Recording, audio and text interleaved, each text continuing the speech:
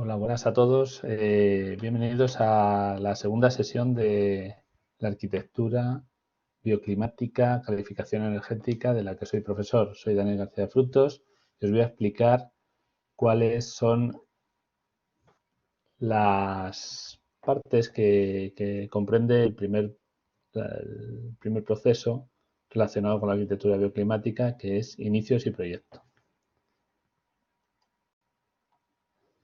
Aquí tenéis el esquema general de los puntos que vamos a ir viendo, donde vamos a hablar de una pequeña introducción y luego vamos a hablar de los inicios del desarrollo de un proyecto de arquitectura bioclimática. Posteriormente hablaremos del proyecto en sus diferentes niveles de definición, desde los estudios preliminares hasta el proceso de licitación.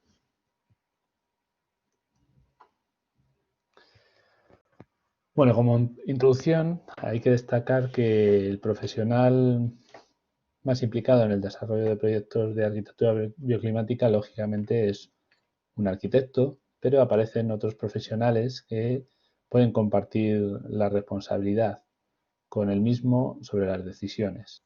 Asesores, clientes, técnicos que participen en este proceso, sobre todo cuando se trata de edificios de gran envergadura y gran complejidad, por tanto. Es muy importante que el equipo que se forme alrededor de un proyecto bioclimático sea multidisciplinar, ya que las aportaciones que harán esas personas siempre van a enriquecer el proyecto en su visión global. Es muy importante tratar temas clave y estrategias ecológicas desde un principio y, a ser posible, por consenso. Evidentemente, el guía y la experiencia será aportada por el arquitecto. Bueno, ¿cuál es la relación que existe entre el cliente y el proyectista, el arquitecto? Bueno, pues lo primero que hay que ver es cuáles son los servicios prestados por el mismo, cuál es el alcance de los mismos, porque lógicamente en función de ello se aplicarán unas tarifas, ya que las tareas que comprende un proyecto ecológico son más complejas de lo habitual. Hay que hacer estudios sobre microclimas, por ejemplo, que no es habitual en un caso ordinario de un proyecto. Hay que asesorarse y buscar expertos en determinadas materias de cierta complejidad técnica. Hay que hacer estudios de qué se va a hacer con los residuos o cómo se va a tratar la iluminación natural, tipos de voladizos, contrastistas especializados a los que vamos a tener que localizar de forma expresa porque no todos los constructores están cualificados para hacer este tipo de edificios. Incluso en la parte final, el proyectista puede y debe elaborar un manual de funcionamiento del edificio, incluyendo técnicas pasivas, activas y el estudio del análisis del ciclo de vida. Nos podemos apoyar en asesores y expertos en diferentes materias. Evidentemente, habrá que fijar cuál es el alcance de su aportación y fijar sus tarifas para así, además, hacer una buena selección de los mismos. Hay muchos temas sobre los cuales nos pueden aportar los expertos. Sobre temas de calefacción podemos hablar de temas relacionados con la biomasa, temas relacionados con el district heating, sobre la refrigeración, sobre la ventilación, la masa térmica, sistema de free cooling, sobre el agua, tratamientos y reciclajes, sobre la ventilación, ver la posibilidad de hacer ventilación cruzada o efecto chimenea, es decir, corrientes ascendentes para evacuar masas de calor. Podemos tener expertos en análisis de costes porque hay determinadas partidas que son muy especializadas y no hay un mercado muy consolidado sobre precios. Sobre el control de calidad de los productos y de las instalaciones, os pongo este ejemplo del blower door test, que es simplemente hacer un test de puerta soplante para ver cuáles son las pérdidas de aire y las infiltraciones que se producen en la vivienda, si es el caso de una vivienda. En cuanto al paisajismo, es interesante contratar expertos especializados en vegetación autóctona, en lagunajes, en jardines verticales.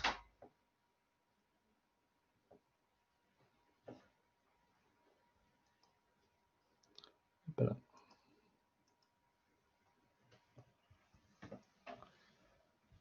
Sobre el proyecto y su descripción, como hemos dicho antes, interesa que sea el arquitecto el que haga una definición, pero quien le contrata es el cliente y por lo tanto su opinión es muy relevante a la hora de describir cómo va a ser su proyecto.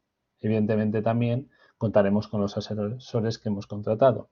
¿Qué se va a definir? Pues se va a definir el emplazamiento, los espacios que vamos a utilizar y cuál es su función, es decir, el programa que llaman el programa en arquitectura. Si me interesa una cocina grande, me interesa un espacio de recreo, me interesa priorizar los estrés, etc.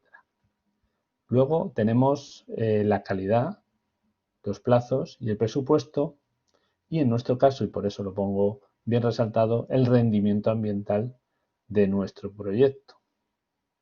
Adicionalmente, vamos a añadir la documentación sobre el mantenimiento. Hay que tener en cuenta ciertas consideraciones a la hora de definir y describir bien el proyecto. Primero, por ejemplo, si el cliente es un cliente activo que participa en las decisiones, si es exigente en cuanto a condiciones de confort, si nosotros, por ejemplo, en las condiciones generales hemos considerado el microclima del entorno. Tenemos que saber también cuáles son los usos en cuanto a horarios y periodos que el cliente tiene destinado al edificio. Hay que reconocer las carencias que podemos tener como proyectistas y en tal caso suplirlo con un pago a asesores. Hay que hacer un estudio de sistemas pasivos, activos, de cómo controlarlo, del agua, de los materiales. Analizar el coste siempre desde un punto de vista de inversión, es decir, sabemos que es posible que los costes aumenten al hacer un proyecto específico de arquitectura bioclimática o ecológico, pero sabemos que eso se puede recuperar mediante ahorro de energías u otras técnicas que hagan que la inversión retorne. Bueno, vamos a hacer una estimación de cuáles son los tiempos de elaboración del proyecto, que al ser más complejo puede ser mayor de uno convencional, y vamos a debatir entre estas personas, sobre todo clientes y arquitectos, cuáles son las condiciones que deben cumplir los contratistas para asumir el proyecto y su ejecución. En cuanto al proyecto y sus diferentes fases, diría que los estudios preliminares, que es la parte más inicial del proyecto, consiste básicamente en averiguar cuáles son las restricciones técnicas, legales y financieras que tenemos para realizarlo. Es decir, por ejemplo, a la hora de decidir un emplazamiento, si no está decidido el solar, es interesante ver si está consolidado urbanísticamente. No es buena idea desde un punto de vista ecológico hacer nuevas conquistas de espacios naturales, aunque urbanísticamente sean legales. Bueno, vamos a analizar si tienen buenos accesos, si tienen buenos servicios, desde transporte público a una buena servicio de iluminación, un buen servicio de alcantarillado público, etc. Vamos a analizar el asoleo, es decir, si tenemos condiciones para que la orientación de nuestro edificio y nuestras técnicas que vayamos a aplicar de forma pasiva permitan recoger sol y utilizarlo como aportación energética. En cuanto a la topografía y la vegetación, nos puede aportar desde la posibilidad de enterrar o semienterrar el edificio a generar una integración con el entorno a través de esa vegetación. Además, analizaremos los vientos y cómo protegernos del frío y de esos vientos intensos. Pasando a la siguiente fase, que serían los bocetos, hablaríamos ya de incorporar documentación como los planos de emplazamiento, las plantas, secciones y alzados, o decidir cómo va a ser la fachada o la estructura, siempre en una fase muy inicial, sin escalas y sin mucho detalle. Ya en el anteproyecto empezaremos a dibujar a escala, haremos una descripción general del mismo y, aunque la escala no sea muy detallada, porque estamos hablando de 1:200, 1:100, o en algunos casos el emplazamiento 1:500, sí sea suficiente para hacernos una idea de las proporciones y de cómo va a ser el resultado final.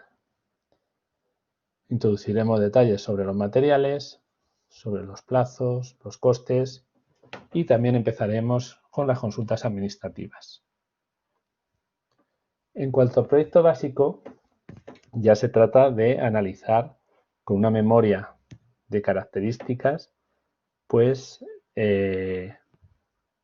cuáles son los materiales que vamos a utilizar, qué costes van a implicar, y eso lo haremos mediante partidas detalladas con mediciones, y luego la incorporación de todos los planos ya a una escala de 1:100 o 1:50. Es muy importante tener en cuenta en esta fase que ya podemos iniciar cálculos de energía y analizar las interferencias y registros de las instalaciones. Ya el proyecto de ejecución básicamente consistirá en desarrollar con más detalle el proyecto básico, con el objetivo de poderlo ejecutar. Es decir, necesitamos saber, por ejemplo, cuál es el modelo de caldera o cuál va a ser el tipo de ladrillo exactamente que vamos a utilizar. Además, concluiremos los cálculos técnicos que quizá en la fase inicial no estén rematados. Otra cosa que consideraremos en esta fase es la posibilidad, desde un punto de vista del proyecto ecológico, de incorporar materiales cuyo suministro sea cercano, es decir, que podamos adquirirlo de forma sencilla. Y por último, acabaremos haciendo un trabajo previo a la ejecución, que es de consenso o de forma consensuada con el propietario, con el cliente, vamos a decidir si el proyecto y su ejecución la asume un solo contratista, varios contratistas o hacemos un sistema combinado donde existe un contratista general y alguna subcontrata. Podemos dividir el proyecto en muchas partes. Por ejemplo, estas que tenéis aquí enunciadas: estructura, fachada, cubierta, albañilería, electricidad, climatización, o agruparlo en 2 o 3 bloques. Esto quedará en manos del cliente y del proyectista. Bueno, pues muchas gracias por vuestra atención y nada más. Os espero en la siguiente sesión y ánimo con los temas a desarrollar en esta semana. Un saludo.